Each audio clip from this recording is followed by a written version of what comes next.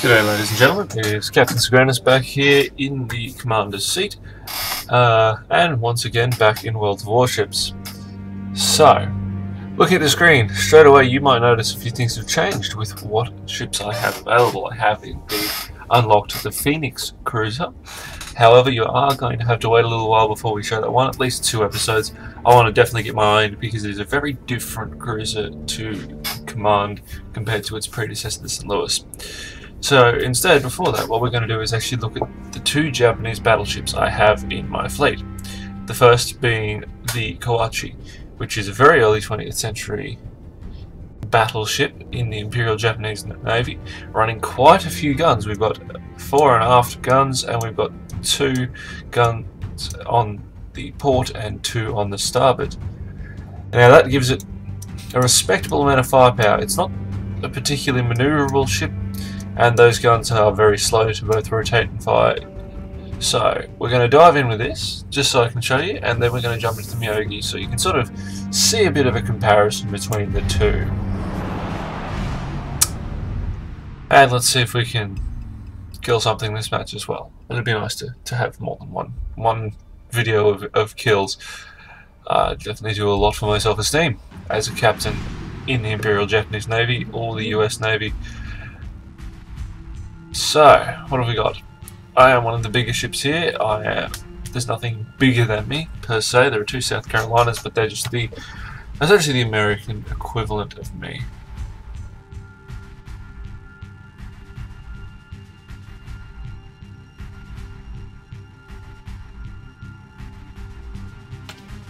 And there's also a lot of very, very soft targets here. If I can get decent shots on any of those tier 1 cruisers, they are going to be sorry. So as I said, this ship is neither fast, nor is it particularly quick to move those guns around. As you can see, that's the speed that they rotate. Now my previously the commander on this ship did actually have buffs to increase rotation speed on the guns, but he is now actually on my Myogi. So you're basically seeing this ship as stock with all of the accessories fitted, but not any non-ship based advantages. Now the other big problem with this ship for players is the fact that it actually can get a range of just under 10 kilometers on these guns, and that's pretty short, especially when you consider that the tier 3 cruiser for the Americans, the St. Louis, has a range of 10.4, which so it can actually sit, if it's captained well, can sit just outside the firing range of the Kawachi and pound it. And as I showed you previously, to greater or lesser extent, the St. Louis has such a high firing rate that is a very serious danger to ships like the Kawachi, which cannot match it for range. However, if a cruiser gets within 3 kilometers of this ship, it is going to be very, very sore. Extremely so, in fact, because this ship has a lot of side armaments mounted. Alright. Let's see. Now that's an Erie cruiser. It shouldn't want to get hit. As you can see, I just did 1 shot hit him, and I don't think he enjoyed it very much. Now I'm going at absolutely full speed right now. Lost a bit because I turned slightly, but yes, it really does say 20.1 knots. That's still faster than an Erie cruiser if I remember rightly, but that's not exactly saying much.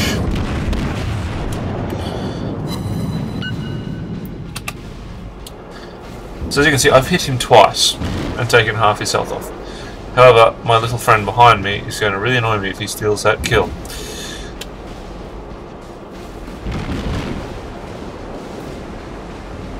Okay, I've got 1 gun on him. Let's see if I can hit him. Damn it. Now, as you may have noticed from watching my video or other videos, getting shooting down right is one of the most difficult things in this game, and different ships have slightly different things, and that guy is a word I don't really want to say on my channel. Especially when you consider that different ships' cannons have different fall-off rates on their armaments. So, for example, I had a lot of trouble getting adapted to the Miyogi because of that. As you can see, I've got side cannons firing very light rounds. When I say very light, I think they're similar to the size of a cruiser's rounds, but not particularly accurate. I don't control them, I just have crewmen who are firing them. Now this guy may be smart and have some torpedoes on board, but he may also be very unlucky. So, and that's how we do it. I don't really want to get too close to those those other battleships just at present. I quite like being alive. Okay, come on, let's see this round.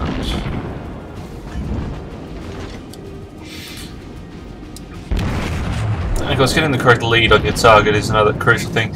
And the big thing with battleships is because they only fire in these early stages at most 2 rounds from each turret, you can get into a lot of trouble because you can be bang on target, but your shots will fall short and fall long very, very easily. As I just demonstrated there. Come on. Thank you. Enemy cruiser founder. Okie dokie. Have another one. I think that one actually went underwater and hit him underneath. May not actually get another beat on him in time. So we'll have a little chat with this. Now what are we facing? This is a South Carolina. This is the American equivalent of my vessel. So now you'll notice that it actually has a bit of a more built up profile, which makes it a much nicer thing to shoot at from range. I don't like the look of those guns though. As you can see, there's so much spread on the Kawachi's guns that it's very easy for you to be bang on target but miss entirely. And that can be more than a little frustrating. Now I'm going to actually use my repair ability to put some health points back on my ship. Now I haven't actually sailed to South Carolina, I've been focusing heavily on cruisers in the American fleet, so I haven't unlocked any of those American battleships. Okay, I'm doing some respectable work to there. Now, I could use armor piercing here and potentially do a little bit more damage, but I've chosen not to for one very good reason. Well, that's how you die anyway. And that very good reason is quite simple and straightforward. The amount of time it takes a battleship to change rounds is ridiculous. Okay, so I've managed to demonstrate the Kawachi to some degree. I've managed to hit things, and now we get to watch the beautiful and sad sinking of my beloved Kawachi. And there she goes. So, to summarise, the Tier 3 Japanese battleship to Miyogi doesn't actually have that much health. It's 38,700 at full upgrades, which is actually not that much than a similar a Tier 4 cruiser, I believe. There's not much difference. The difference is that battleships do have a bit more armor, so they can take smaller fire for a lot longer and survive.